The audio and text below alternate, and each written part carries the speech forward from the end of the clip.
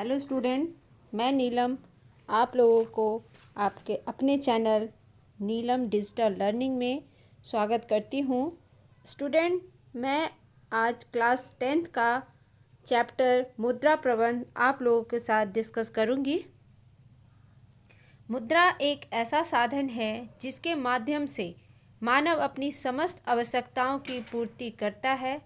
मुद्रा को पैसा या धन कहा जाता है।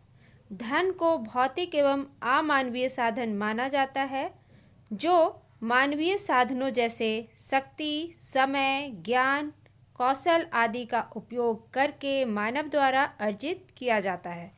धन मानव को सुख सुविधाएं उपलब्ध कराता है तथा उसका जीवन स्तर ऊंचा करता है। धन वह साधन है जिसके माध्यम से व्यक्ति अपने लक्ष्यों को प्राप्त करता है तथा इसकी बचत करके अपने भविष्य को सुरक्षित बनाता है। अब आते हैं धन प्रबंधन का अभिप्राय। सभी प्रकार के आय का आयोजन, नियंत्रण तथा मूल्यांकन करना जिससे परिवार के लिए अधिकतम संतुष्टि प्राप्त की जा सके। धन एक सीमित साधन है। धन का अधिक होना अपने आप में अर्जित समस्याओं का समाधान है, क्योंकि प्रबंधन के बिना अधिक धन का अपव्यय हो सकता है, जबकि अच्छे संचालन से सीमित आय से भी अधिकतम संतुष्टि प्राप्त की जा सकती है। प्रत्येक परिवार की आमदनी निश्चित होती है। उसी निश्चित आय का व्यय परिवार की आवश्यकताओं को देखते हुए करना पड़ता है। व्यय की कोई सीमा नहीं होती, पर उसे आय के अनुसार सीमित करना पड़ता है। आय की व्यवस्था परिवार की आवश्यकता अनुसार करने से परिवार का स्तर भी ऊंचा हो सकता है तथा परिवार को अधिक सुविधाएं भी प्राप्त हो सकती हैं। इसलिए गृहिणी आय का उपयोग विवेकपूर्ण एवं मितव्ययितापूर्ण करती है। बजट बनाने के पूर्व परिवार की संपूर्ण आय के साधनों तथा अन्य साधनों का अनुभव लगाना पड़ता है। प्रत्येक परिवार की आय तथा अन्य साधन अलग अलग होते हैं। उसी निश्चित आय और साधन का व्यय परिवार की आवश्यकताओं को पूरा करने में करना पड़ता है। बजट बनाने के पूर्व आवश्यकताओं तथा साधनों का ज्ञान होना अनिवार्य है। परिवार की आय में मुद्रा, भौतिक सामान तथा अन्य सेवाएं शामिल हैं, जिन पर परिवार का पूर्ण नियंत्रण रहता है तथा परिवार पारिवारिक लक्ष्य आवश्यकताओं की पूर्ति के लिए व्यवहार में लाता है। पारिवारिक आय मुद्रा, वस्तुओं, सेवाओं तथा संतोष का प्रभाव है जो परिवार के अधिकार में आवश्यकताओं एवं इच्छाओं को पूर्ण करने एवं उत्तरदायित्व के निर्वहन हेतु आता है। वर्तमान अर्थव्यवस्था में विनिमय का माध्यम मुद्रा होती है। परिवार की आवश्यकताओं की पूर्ति के लिए आर्थिक क्रियाओं को करना पड़ता है। बच्चों, यहाँ पर ये गलत है, इसको आप लोग सही कर लीजिएगा ताकि मुद्रा अर्जित की जा सके, क्योंकि मुद्रा की आवश्यकताओं की पूर्ति करना एकदम असंभव है।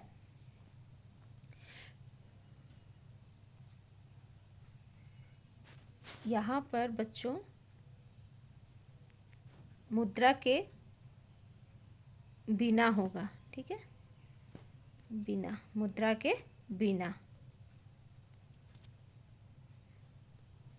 आवश्यकताओं को पूर्ति करना एकदम असंभव है। परिवार के सभी सदस्य एक निश्चित अवधि में आर्थिक प्रयत्नों द्वारा जितनी मुद्रा अर्जित करते हैं वह उस परिवार की संपूर्ण आय होती है। मुद्रा उपयोग की सभी वस्तुओं को प्राप्त करने का माध्यम होता है। किसी परिवार की आय ही उसके रहन सहन के स्तर को निर्धारित करती है। अधिक आय से जीवन स्तर ऊंचा किया जा सकता है, क्योंकि अधिक से अधिक आवश्यकताओं की पूर्ति होना ही ऊंचा जीवन स्तर कहलाता है। सभी परिवारों की आय समान नहीं होती। कुछ परिवारों में निश्चित प्रतिमाह,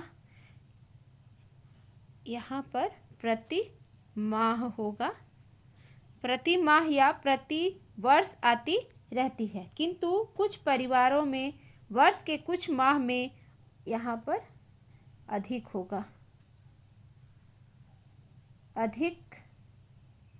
अधिक होती है, कुछ माह में कम होती है और कुछ माह में बिल्कुल नहीं होती है। ठीक है, अब आते हैं पारिवारिक आय व्यय एवं उनकी निगरानी। आय व्यय का हिसाब रखने में गृहिणी को अपनी आर्थिक अवस्था का पता हमेशा लगता रहता है। यदि किसी मद में निर्धारित रकम से अधिक खर्च हो जाता है तो वह पहले ही सचेत हो जाती है और भविष्य में खर्चों में समुचित कटौती या मितव्ययता पर बची हुई रकम से पूरी महीने का खर्च चला लेती है। प्रायः दूध वाले मेहतर साग सब्जी वाले को संकट काल में कुछ पेशगी देनी पड़ती है या कभी कभी उनका बकाया रह जाता है जिससे आगामी माह में चुकाना पड़ता है। हिसाब के अभाव में लोगों से लेन देन का प्रायः गड़बड़ी हो जाती है। यहाँ पर ये गलत हो गया है, तथा प्रत्येक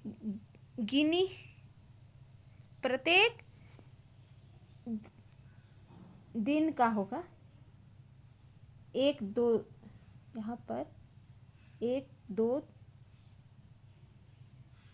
हाँ प्रत्येक दो तरह का हिसाब रखना चाहिए। यहाँ प्रत्येक दिन होगा, दिन का दो तरह का हिसाब रखना चाहिए। आप लोग ठीक कर लीजिएगा बच्चों अपने अपने नोटबुक में।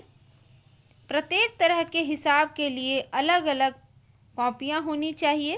पहला कॉपी में तिथि के अनुसार जो भी आय और व्यय हो उसे लिखना और बकाया रोज जोड़ते रहना चाहिए, तथा दूसरे कॉपी में गृहस्थी संबंधी खर्चों को मदों में बांटकर लिखना चाहिए।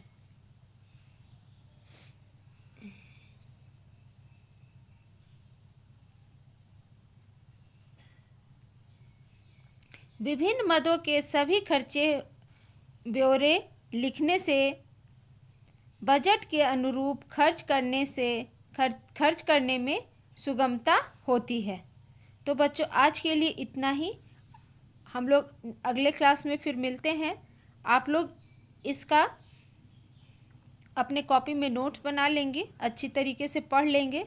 आशा करती हूँ कि आप लोगों को यह चैप्टर समझ में आया होगा। फिर मिलती हूँ मैं अगले वीडियो में, तब तक के लिए हंसते रहिए, खेलते रहिए। जय हिंद।